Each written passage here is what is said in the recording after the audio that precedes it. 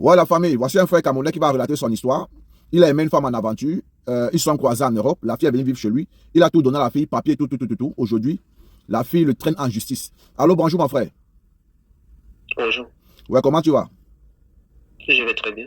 Ok, tu m'as relaté ton histoire. Et j'ai trouvé ton histoire très triste. Tu m'as dit que tu as fait la connaissance d'une fille camerounaise en aventure. C'est ça? Oui, c'est ça. Et bien après, tu as eu la chance d'entrer en Europe avant elle. Et tu t'es retrouvé du côté, tu t'es retrouvé du côté de la France. Et quelques temps après, elle est entrée, elle s'est retrouvée du côté de l'Espagne. Vu que, Oui, c'est ça. vu que vous avez fait connaissance en aventure et que rien ne s'est passé en aventure, vous avez juste échangé de contact en aventure, tu as renoué les contacts avec elle quelques années après, et elle t'a dit qu'elle était entrée, et tu as décidé qu'elle vient te rejoindre en France. C'est bien ça? Oui, c'est ça, justement, c'est ça. Voilà, toi tu avais déjà des papiers et elle n'avait pas encore. Tu avais ton appartement, tu avais ton boulot, tu travaillais. Oui, Donc tu as décidé que la fille vienne habiter chez toi. justement, c'est ça. Ok. Et en étant chez toi, elle était sans papier, n'avait rien. Toi, tu avais tes papiers. Tu as donc décidé de tout faire ce qu'il fallait. Tu as même mis son nom sur le contrat de loyer à la maison, sur le contrat de bail, sur les factures. Tu as mis Tu l'as son nom. jeté partout. Tu l'as ajouté partout. Tu as fait toutes les démarches administratives pour qu'elle ait ses papiers. Vous êtes paxé. Tu as tout fait pour elle. Tu voulais même qu'elle conçoive. Mais elle n'a pas pu concevoir parce qu'elle avait les problèmes de fibrome. Et elle s'est même fait opérer pour pouvoir tomber enceinte de toi. Mais Dieu n'a pas voulu qu'elle tombe enceinte. Et cette même fille aujourd'hui te traîne en justice. Et en ce moment même, tu es sur procédure pénale. C'est-à-dire que tu vas te faire entendre d'ici là. C'est bien ça? C'est ça. Voilà. Qu'est-ce qui s'est passé pour que cette fille te traîne en justice? Ça s'est passé comment? Qu'est-ce qu'elle a cherché à faire dans la maison pour t'inciter au fait à sortir de tes gants? Qu'est-ce qui s'est passé? Elle m'a juste fait de la provocation, quoi. Elle t'a fait de la provocation à la maison. Et la manipulation, oui, plus que c'est déjà, elle était impulsive, elle était agressive. Et elle a créé une situation parce qu'elle savait déjà qu'elle était déjà en situation régulière. Voilà. Quand elle était en situation irrégulière, elle ne se comportait pas comme ça, elle était doucine et quand on avait des problèmes, elle avait un tempérament à voix basse. Mais déjà du fait déjà que j'avais déjà organisé les choses. Et qu'elle avait eu ses papiers déjà parce que... Avec l'administration, parce qu'elle est régularisée déjà là totalement. Oui. Attends. Donc tu l'as aidé. Tout ce que tu as fait côté administratif, tu l'as aidé à avoir ses papiers. C'est ça? Oui. Donc elle a bénéficié de 10 ans directement. Et ça a parti de ce moment que ta galère a commencé. Oui. Donc elle t'a même caché parce qu'apparemment elle est mariée même au Cameroun. Elle est mariée au Cameroun avec elle a eu 2 enfants. C'est qu'elle t'a caché durant tout ce temps. Oui. Donc, la fille ne travaillait pas, tu passais toutes ces années là à t'occuper d'elle, elle était juste à la maison, tu as tout fait ce qu'il fallait, tu lui as même mis les chaînes de télé, Canal ça, tu as tout mis pour qu'elle ne s'ennuie pas, pour qu'elle soit toujours bien au fait dans sa peau, mais pour elle, c'était pas assez suffisant. Elle a cherché plutôt à te chasser, à te faire sortir de ton domicile, et je crois qu'aujourd'hui, elle a réussi sa mission, parce que une bagarre aurait déclenché dans la maison. Ça a commencé par le fait qu'elle t'a jeté son téléphone sur toi, c'est bien ça? Raconte-nous cette partie-là. Oui, déjà, c'était un dimanche soir et nous étions à la maison. Et je suis arrivé à la cuisine et j'ai constaté qu'il y avait... sois un peu rapide, tu es lent. Oui, j'ai constaté qu'il y avait une bouteille d'huile arachide qu'on avait pliée. Je suis venu, je l'ai demandé que pourquoi il fallait qu'elle plie parce que déjà, ça encombrait, déjà, ça faisait le pleur, il fallait automatiquement qu'il descende en bas. Elle s'est bien à m'insulter. Je lui ai posé la question mais pourquoi elle m'insulte? Elle me dit que je fiche le camp, que je fais quoi avec la femme de quelqu'un chez moi. Ah, elle te dit que tu fais quoi avec la femme de quelqu'un chez toi? Oui. Je lui ai demandé que, mais elle prend cette audace-là ou de me parler comme ça. Pourquoi cette audace-là? Elle prend ce courage-là où je lui ai dit qu'elle n'a pas le droit de me parler comme ça. Elle me dit qu'il fiche le camp. Elle me dit encore que elle me traite de mougou. Elle te traite de mougou. Oui, elle me dit que durant les temps ensemble, c'est moi qui dépense, c'est moi qui finance et tout, et que ce sont les hommes qui profitent à l'extérieur, ce sont les baisers avec les hommes, c'est ce qu'elle me dit. Voilà, elle dit que tu dépenses sur elle, elle te dit ça, elle te crache ça au visage, que tu es un mougou, tu es un blé, que tu dépenses ton argent sur elle, et pourtant c'est d'autres hommes dehors qui profitent d'elle. Oui. Oui. Et ensuite, qu'est-ce qui s'est passé? Quelle était ta réaction? Je suis resté tranquille, je n'ai pas réagi. Elle s'amène vers moi, elle s'amène vers le meuble télé, elle porte la télé, elle jette au sol, une télé que j'ai achetée à plus de 850 €. Oui. Elle m'a jeté ça au sol comme ça s'est cassé. Et c'est la deuxième fois qu'elle me cassait l'écran.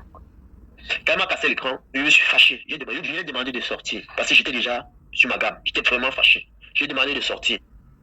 Elle a Elle a refusé totalement de sortir.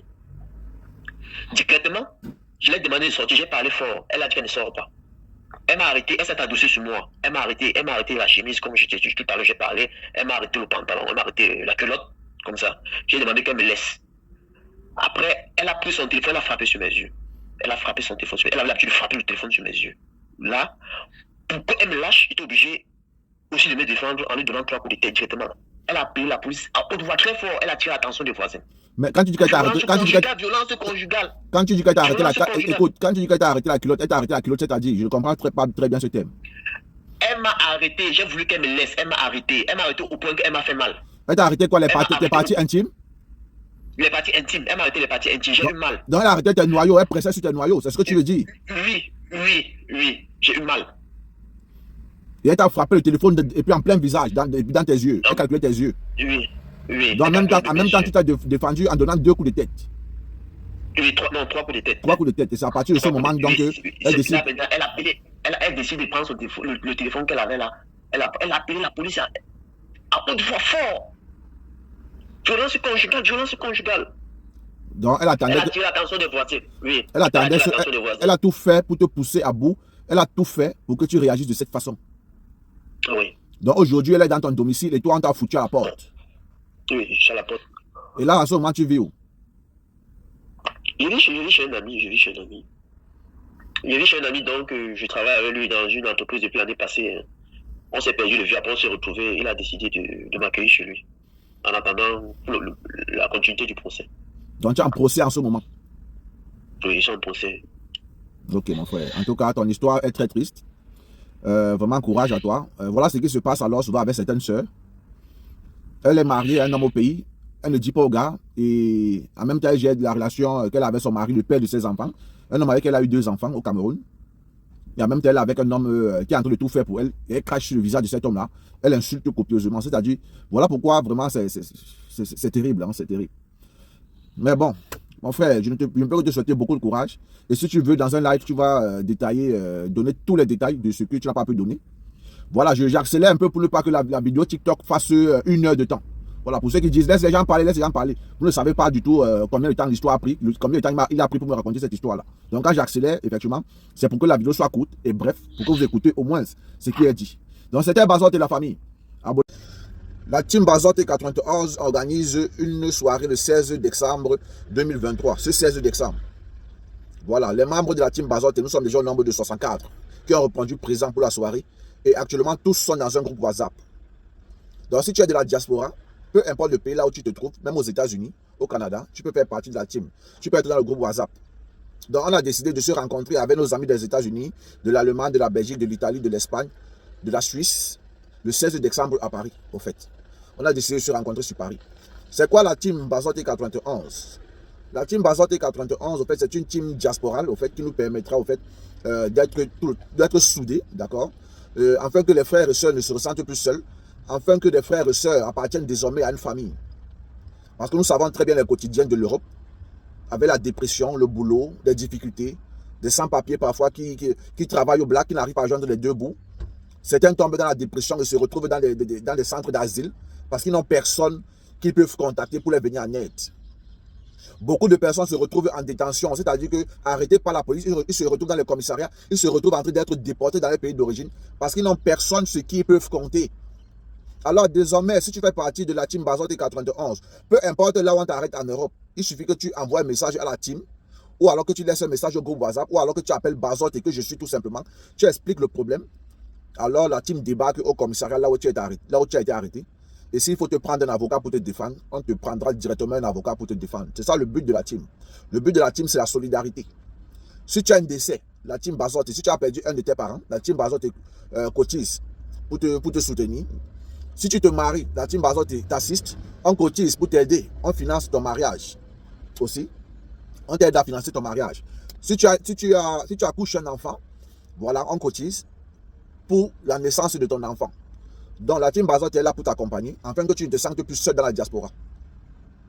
Que désormais tes problèmes, tu sens que si tu as des problèmes et que tu passes des moments difficiles, tu sais que tu peux exposer ce problème dans la team Bazotte. 91.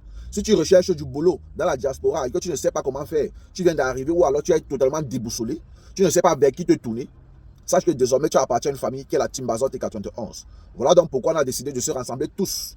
Toute la team a décidé de se rassembler le 16 décembre sur Paris. Donc si tu veux être parmi nous, tu envoies juste ta contribution qui est de 100 € et on se prend le 16 décembre sur Paris. Donc voilà le message que je voulais vous faire passer. Comme tout a été dit déjà, j'attends tout simplement voilà, vos messages via le numéro WhatsApp que vous avez vu. C'était Bazotte et la famille. Abonnez-vous pour les nouveaux. On fait ça. Ciao, ciao. Abolayo, Vanessa veut me mettre le solon. Je suis fâché. Daniel Musique.